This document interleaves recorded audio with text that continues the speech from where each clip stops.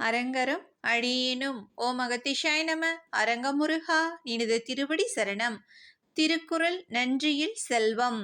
சீருடை செல்வ சிறுதுணி மாறி வரங்கூர்ந்தனையது உடைத்து. சிறப்பை கொடுக்கும்படியான செல்வத்தை பெற்ற நல்லவர்கள் சிறிது காலம் வறுமை முதலிய காரணங்களால் நன்மை செய்யாதிருப்பது வானம் வறண்டு மழை பெய்யாது போவது போலதாகும்.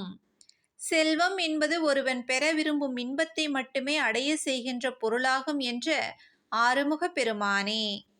மழை பொழிகின்ற மேகத்தை நம்பியே இவ்வுலகத்தில் உள்ள எல்லா உயிர்களும் இருக்கின்றன. அம்மழை பொய்த்து உலகம் வறண்டால் உயிர் வாழ்வது கடினமாகிவிடும்.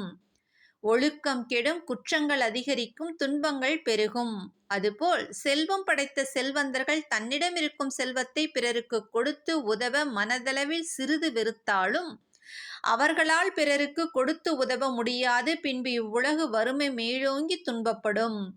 இங்கு திருவள்ளுவ பெருமான் செல்வத்தை நீருக்கும் அந்நீரை கொடுக்கும் மேகத்திற்கு செல்வமுடைய நல்லோரை ஒப்புமையாக கூறுகின்றார். செல்வத்தை பெற்ற பண்புடைய சான்றோர்கள் மேகம் போல பயன் கருதாது தன் செல்வத்தை பிறருக்கு தந்து உதவி நன்மை பெறும் பொருட்டு பயன்படுத்த நாடுவர் என்கின்றார். மேகம் மழை பொழியவில்லை என்றால் மேகத்தினால் பயன் என்ன? அதுபோல் பெரும் செல்வத்தினை உடையவர்கள் ஈவதற்கு சிறிதளவே வெறுப்புற்றாலும் அவர்கள் செல்வம் நன்மை பயதாவ செல்வமே ஆகும்.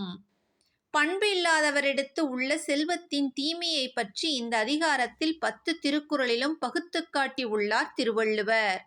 பண்பு உள்ளவரிடத்து உள்ள செல்வத்தின் பெருமையை பற்றி கூறாமல் பண்பு இல்லாதவரிடத்தில் உள்ள செல்வத்தினால் உண்டாகும் தீமையை பற்றி கூறியது திருவள்ளுவ பெருமானின் முழுமையான மெய்ஞானமே. தீமையை உணர்ந்தால்தான் அதிலிருக்கும் நன்மையை மனிதர்கள் உணர்வார்கள் என்று மனிதர்களின் மன ஓட்டத்தை அறிந்த மகா ஞானி. எக்காலத்திற்கும் பொருந்தும் ஞானியர்களின் கருத்துக்கள் எந்தவித மாற்றமும் சந்தேகத்திற்கும் அவர்களது சொற்கள் இடமளிக்காது. ஆழ்ந்த கருத்துக்கள், நுட்பமான, கூர்மையான, ஆழமான, அர்த்தமுள்ள, உண்மையான, அனைவராலும் ஏற்றுக்கொள்ளத்தக்க, போற்றத்தக்க, கடைபிடிக்கக்கூடிய எளிமையான வார்த்தைகளை பயன்படுத்துவார்கள். வள்ளுவர் முதல் வள்ளல் பெருமான் மற்றும் அரங்கமகா தேசிகர் வரை இவர்களது தமிழ் பல கோடி நூற்றாண்டுகள் இப்புவியில் வாழும் அற்புத படைப்பே. ஓம் திருவள்ளுவர் திருவடிகள் போற்றி போற்றி. குருவின் அருளோடு பணிவான காலை வணக்கம்.